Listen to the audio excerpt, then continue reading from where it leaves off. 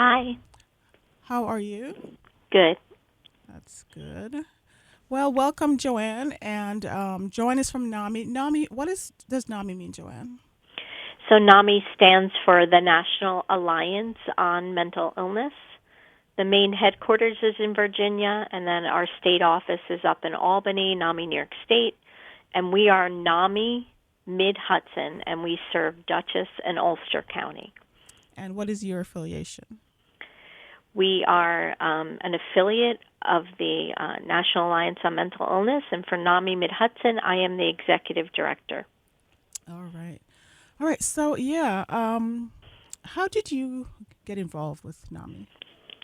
I got involved with NAMI back in 2007 when a family member developed a mental health condition, and I was desperate for information, resources. He was exhibiting extreme behavior, not sleeping, and I realized it was mental health, and I didn't know how to get him help. So I started looking for organizations and found NAMI Mid-Hudson. All right. How easy was it for you to recognize and to make the decision to get your family member help? Well, I went for help because a lot of times our family members are showing signs of mental health and they don't realize that anything's wrong. They have what's called anosognosia, but as family members, we realize something is really, uh, you know, not good, and we need to reach out and figure out how to push them towards treatment. So it's difficult when your family member doesn't want help or doesn't even realize they need help. But even as a family member or friend, if we get educated, learn proper communication skills, it helps us and them. Even though they're not making any changes, we are. We're changing our communication, what we say to them, and it makes a huge difference. And hopefully, we'll find a window of opportunity and be able to push them towards treatment. Yeah. So there is such negative stigma out there when it comes to mental health, which can prevent people from, acknowledging that they do need help and, for getting help. Yeah. What are some of the things that your organization is doing to stamp out the stigma? And you're right about that. Stigma prevents people who are struggling with their mental health. The average they wait between symptoms and reaching out is 11 years. So we kind of say, if you broke your arm, would you wait 11 years to go to the doctor? Never. You would go and do what you need to do. So the same with mental health. Because of that stigma, people are hesitant. So the biggest thing we do is, we have lots of presentations and programs. We go in the local schools in Dutchess and Ulster counties, and we do a program called Ending the Silence. And that's just what it's about. End the silence and be okay to talk about mental health. So the students are educated about early warning signs of mental health conditions, and we talk about suicide, and they get a whole resource packet on what to do if they're struggling or their friend. And the best part of that program, and most of our programs that we have, is a young adult that tells their story of their mental health journey. So there's this young adult, beautiful young adult standing in front of you, and you would never know. And then they tell their story, and there's 10 main messages in that story, and one of them is get help early. Sometimes you just need to learn positive coping strategies. So when your anxiety stress level is extreme, you know how to bring it back down. We're all different and unique, so they tell their journey, the lead presenter and the young adult, and it really inspires these young ones to talk about mental health. So they get a wristband and really encouragement, a trusted adult list for their school, so that if they are struggling, they can reach out and get help. And 3 to 5% do after we leave, either get help for a friend or themselves. We collect a survey from everyone that is at that presentation. They're anonymous, but it's just so inspiring to see how happy they were to see it addressed, talked about, and they say, I can relate. I wish we had more of this. The comments are just really positive, and they're very happy that NAMI Mid-Hudson came into their school. What are some of the most common signs talked about in the group of mental health? So some of the early warning signs, I think a big one is when, we all have stress, anxiety, but when it starts to kick you out of life, whether you have a big event happen, big or small, and you're stressed out, but when you can't get back to your daily routine, it's affecting your ability to live your daily life, go to school, work, have healthy relationships. That's definitely a time to reach out. And they kind of say, like, if you got sick, and you had a cold or a flu or COVID, and, weeks later you're not getting better, you're going to go to the doctor. So it's really the symptoms, and if they are lasting and interfering with your ability to live your life. So that's one of them. You're not sleeping too much, disheveled. I know with one of my younger son also developed a mental health condition. He wasn't showering. He wasn't cutting his hair. He was isolating. He just wanted to play video games at work. He was eating lunch in the car instead of with his coworkers. He wasn't answering his friends' calls. So sometimes they lose a lot of weight. They kind of look disconnected. And we find a lot of families, they're very frustrated because they want their young adults to be functioning and getting a job or going to school, and sometimes they're just kind of stuck. So a lot of families members reach out when they are worried about their loved ones as well. So, any suggestions if if you suspect someone is having a crisis? Any suggestions as lay people as to Have what a to do? plan. Dutchess County has the Dutchess County Helpline. It's an app, and you can download it to your phone and text or talk 24/7. Ulster County has an Ulster mobile mental health unit, and 988. That's the biggest change in the last few years. It's a number that we can call and let them know we are worried about our loved one. This is what we're seeing. We don't know what to do. And the whole key is to get connected to resources. And again, let us get educated. You can't tell them you're sick, you need help when they don't think anything's wrong. That just pushes them away. So we need to stop saying that, and we need to get educated and learn I statements, validation, listening to them, reflecting back what they're saying to keep a connection. And find out about the local agencies. There's so many. There's Mental Health America of Dutchess County. There's us, NAMI Mid-Hudson. There's People USA. There's an empowerment center in 230 North Road the county has. There's the Hudson Valley Clubhouse on Cannon Street in Poughkeepsie. So many resources, and everybody's different. So when you learn about different resources, peer support out there, you never know what's that person is going to find help from. So that's why we like to give a variety of resources and collaborate with other agencies, so that if they are struggling, we can figure out, what they need, what's going to work for them. So, when a person calls 988, who's behind those lines and what can they expect? I have not called it, but a lot of our family members have. And what I say right off the bat, if you don't have a good experience, please don't not ever call it again. Sometimes, anyway, so 988, it's a confidential line with trained professionals. And it's not just a crisis line. So it's for me. If I'm worried and I'm stressed and I'm having a hard day because my loved one is not seeking treatment, it's something to call to talk with a professional. And, of course, it is a crisis line as well. So 988 is the number to call. It's anonymous, and they can help guide you. I'm glad you said that. It's not just for the person who's having a crisis, but for somebody who, needs some help navigating, Mhm. yeah, yeah, those Yes. situations. So yeah, has your organization gone into the churches? Have any discussions with the churches? And what about the workplace? It's funny you say that. We just a few weeks ago, a young man ended his life by suicide, and the pastor reached out and said that we need something.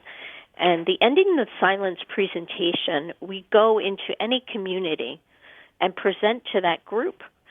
And it's important because everybody has mental health. And again, if somebody's experiencing signs and symptoms and they don't realize anything's wrong and now they're coming into your religious meeting or they're in the community, we want to know how to help them. So the Ending the Silence presentation we do for any community group as well.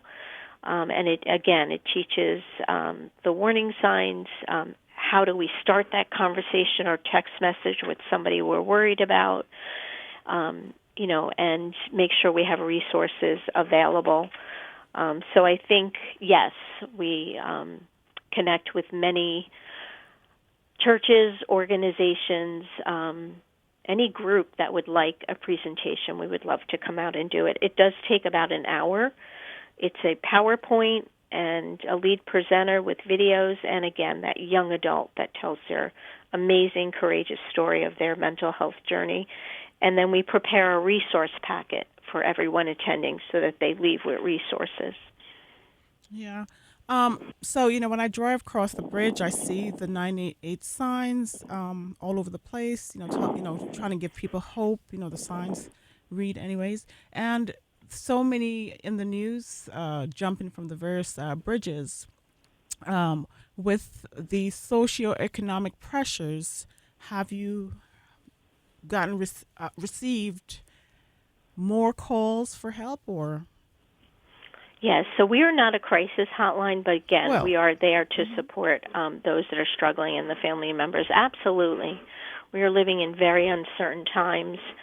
My own son did end his life by suicide in 2020, and we are very sensitive to doing all that we can to support those that are being affected by the times that we're living in. And giving them not only practical suggestions for resources, but mental health resources as well. And again, we're there to let them know you are not alone. Mental health's important for all of us. Proper sleep, diet, exercise. Let's figure out practical, positive coping strategies so we can keep ourselves grounded and bring our stress level down. We have support groups. There's 4 a month, and they're drop-in for family members that are supporting someone with a mental health condition. And then we also have a support group for any adult living with a mental health condition. And that group is run by other adults that too have been struggling with their mental health but are living very happy, productive lives. So in that group, they talk to each other, they check in with each other.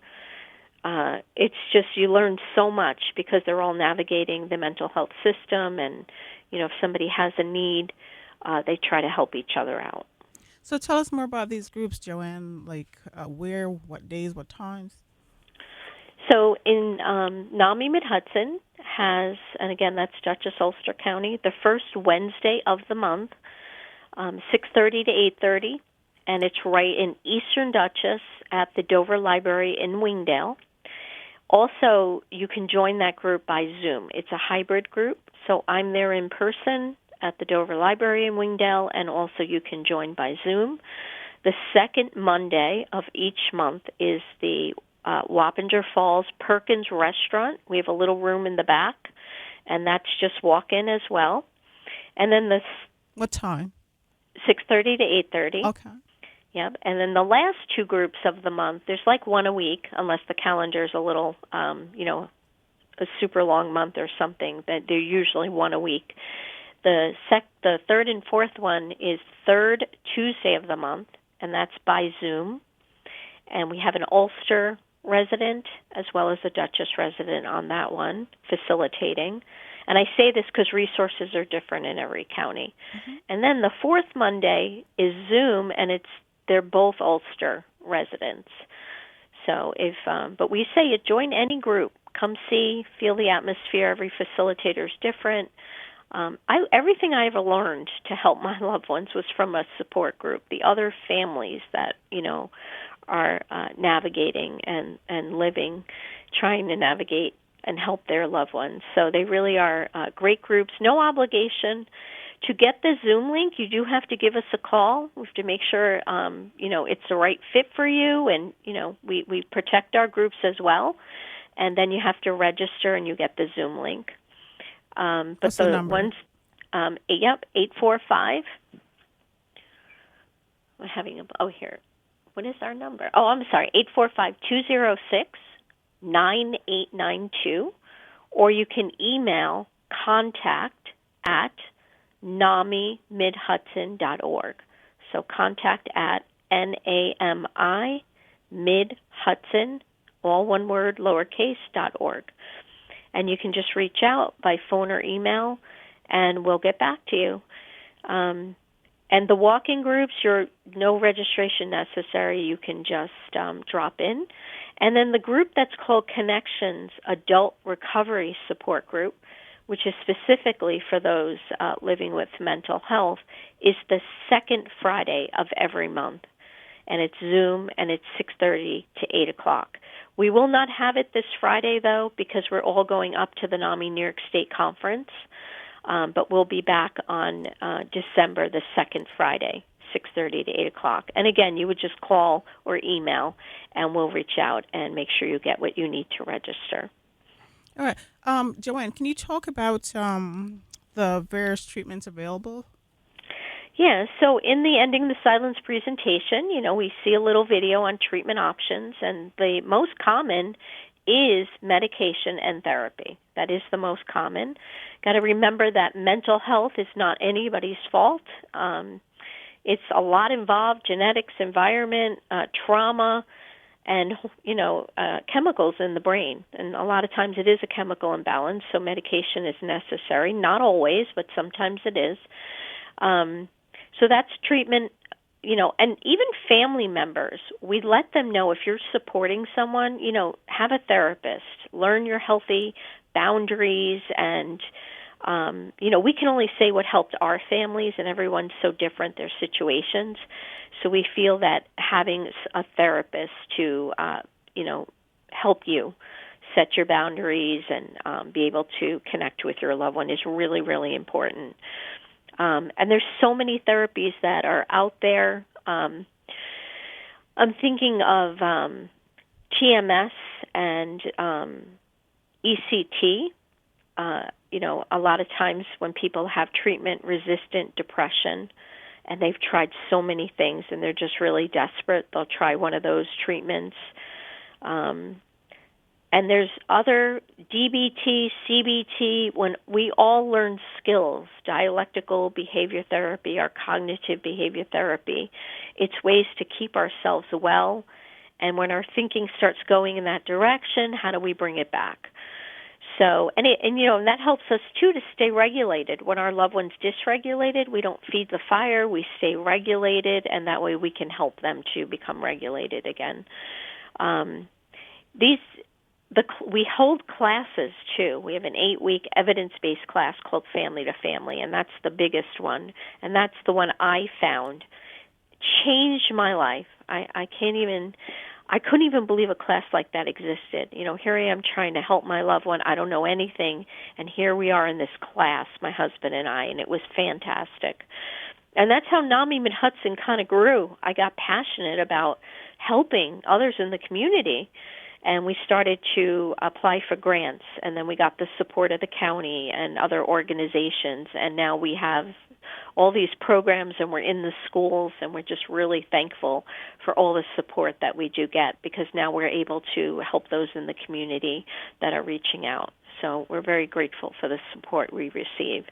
And we're grateful for you, Joanne, and so sorry to hear about your son. Thank you. Yeah. So this is if you're just locking in, you inside Cool Meditations 91.3 FM. On the phone line is Joanne Brown, the executive director of NAMI Mid-Hudson. And Joanne just talked about Family to Family, which she founded, if I heard her correctly. Tell us a little bit about Family to Family, Joanne. So it's an 8-week class, and it's for family members or friends that are supporting a loved one with a mental health condition. So when you join the Family to Family class, we make sure everybody marks their calendars because each week builds on the next. It's evidence-based, meaning it shows it has long-term effects. So it really does help us. It's taught by other family members who have been trained, and it includes discussions, interactive exercises. We have 2 workshops, how to solve problems and communicate effectively. Those are the 2 big ones. A lot of self-care tips because we have to manage our own stress, and then supporting our loved one with empathy and compassion, really trying to understand what it's like to live with a mental health condition and why sometimes we see these behaviors. And I think when you realize the courage that your loved one has to get up and keep going and face another day when sometimes they're having a really hard time, it really makes us appreciate them.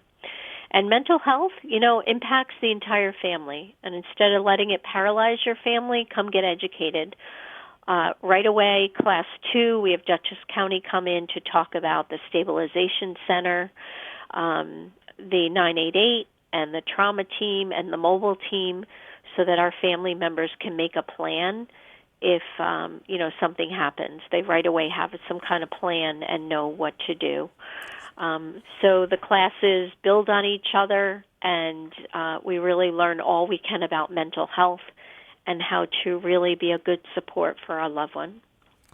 Yes, and you're providing so much information, which supports so many. Thank you for finding a Family to Family. So I want to ask you, Joanne, one big topic that's out there is the relationship with law enforcement that come in contact with people with mental health challenges.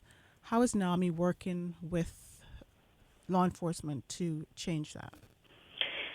So when my younger son developed mental health back in 2010, we had a lot of interaction with police because he was very ill. He had a lot of delusions. He was refusing help, and he had a couple of very public psychotic breaks. On our website, NAMIMidHudson.org, under About Us in the media, you'll see a whole article, Mental Health Part of a Cop's Job. You're right. They interact a lot with people with mental health, and, we sometimes have to engage them. So Dutchess and Ulster County are both wonderful in trying to train their police officers, sheriff, trooper, village, town, with crisis intervention team training. It's a 40-hour-a-week training for the police officers to learn about mental health.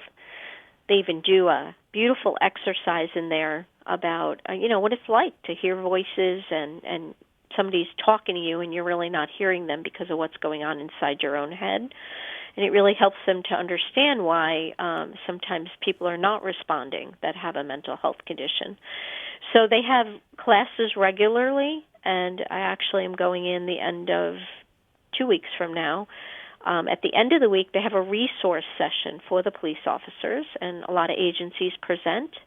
And then I have like an hour to tell them about NAMI Mid-Hudson, but also my story about the interactions I had. And they actually saved his life. He was psychotic on the roof of a parking garage, and they used every skill they had to creep their way closer and closer to him and validate him and grab him before he was able to fall or jump. So they really, when they get trained, they have skills, and, I'm really glad that the counties find the importance of that and making sure that these police officers get trained. That way everybody can get safely where they need to go, and, those with mental health can get the help that they need. What's his name? Whose name? Your son. Oh, my son that passed away? Yeah. Mark William Robert Brown. Oh. I'm Yeah. sure he was a sweet And soul. here's the truth. So when I found NAMI in 2010, he had developed schizoaffective disorder. He had 3 suicide attempts in 3 months, and then he ended up in a psychiatric hospital. And he had been living on his own, working full time, and now here he was going into the mental health system. And through NAMI, that's when I took Family to Family and all the other agencies that I engaged with, and we really did our best. And he did live the best life he could, with his mental health condition. And I'm thankful because he would not have lived. He got ill at 22 and he didn't die but till 32. And I'm so grateful for those 10 years that I had with him. Because if I didn't get educated and didn't find the resources, I don't think he would have lived as long as he did. And, and when somebody does die by suicide, we just have to remember we can only do our best. We can only do our best, and we shouldn't feel guilty. They're struggling. Sometimes that's what happens. And it was very shocking when he ended his life and devastating. But we realize we did our best, and certainly all the resources and education that we received, we're just grateful that, we had 10 more years with him once he was diagnosed. Well, he was blessed to have, a mother like you, and thank you for channeling that into these groups. That's going to help so many people. We appreciate you, Joanne, for all that you do. Again, this is Joanne Brown, Executive Director, NAMI Mid-Hudson. Thank you, thank you. Any parting words, Joanne? Just if you're struggling out there, everyone has mental health. It's okay to not be okay, but, get help. Reach out. The earlier you do, the quicker and better your recovery. And yes, sometimes we have to live with mental health. After all we've been through, my husband and I have our own mental health that has changed over the years with all the stress and events that we've been through. But it's okay to not be okay. And people are there to support you. Life is a precious gift, and we want you to stay here with us. So reach out and get help. Call 988. Attach to your local resources, organizations that are there to provide that support. And lastly, before you just mentioned support, how many people support NAMI? What do you mean? How many people? How many people? Oh, how? Oh, well, we go in the schools and do a great program. We have these free educational classes, groups, so NAMIMidHudson.org. If you would like to donate, we are one of your local mental health organizations. Just make sure you're on NAMIMidHudson.org, not NAMI, because they're in Virginia, and NAMI NYS is up in Albany. So it has to be NAMIMidHudson.org. And we would love any donation, $20 or more, and you get a free gift. We'll be mailing you a thank you and a gift. And we do really appreciate all of the donations we get to support our organization. And we appreciate you, Joanne. Thank you so much for taking time out of your Saturday to speak with us. Thank you, and thank you for having me. Really appreciate it. I appreciate you. Thank you so much. Okay. Have a good day. Take care. Bye.